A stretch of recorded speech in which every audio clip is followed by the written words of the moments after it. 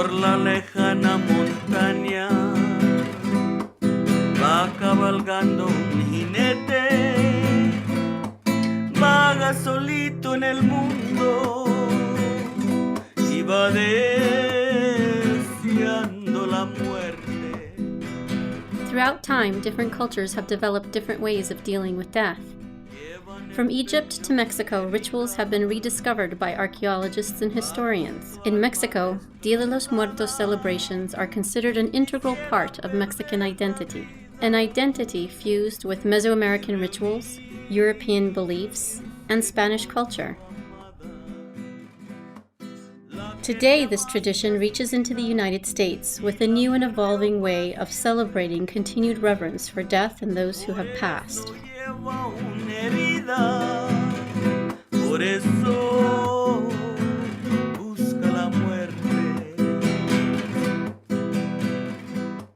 The reverence for death in Mesoamerica is obvious in many archaeological sites around the region.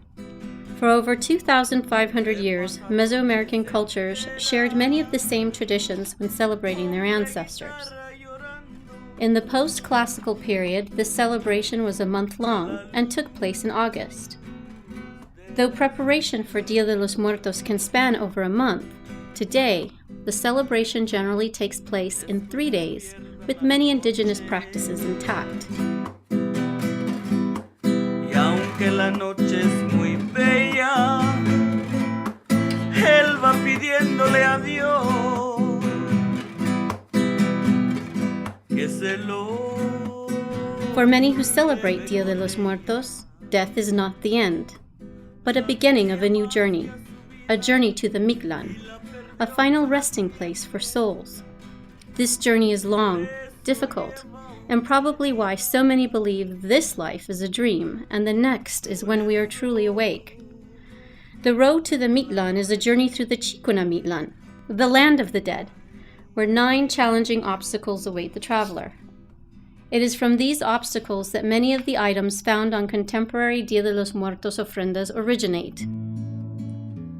De mis ojos está brotando llanto.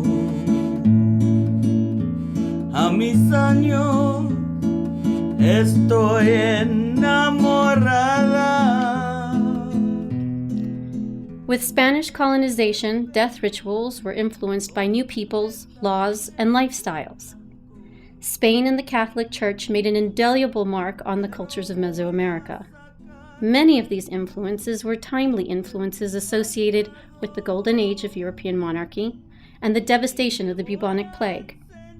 Decadence and death balanced together in a confusion of right and wrong, good versus evil, layered upon a more cyclical understanding of life. The details and additions to Dia de los Muertos by Europeans were numerous. The idea of cemeteries and the practice of keeping relics were new to Mesoamerica.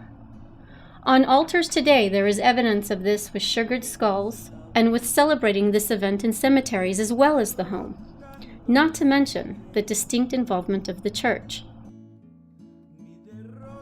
Before colonization, this celebration took place in the late summer. With the synchronization between Mesoamerican and Catholic practices, the joint celebration now takes place in November on All Saints' Day. Every year, the National Hispanic Cultural Center hosts Dia de los Muertos events in September and October, culminating with our despedida on November 1st or 2nd. On this evening, the community is invited to place their own offerings and remembrances on the community altar.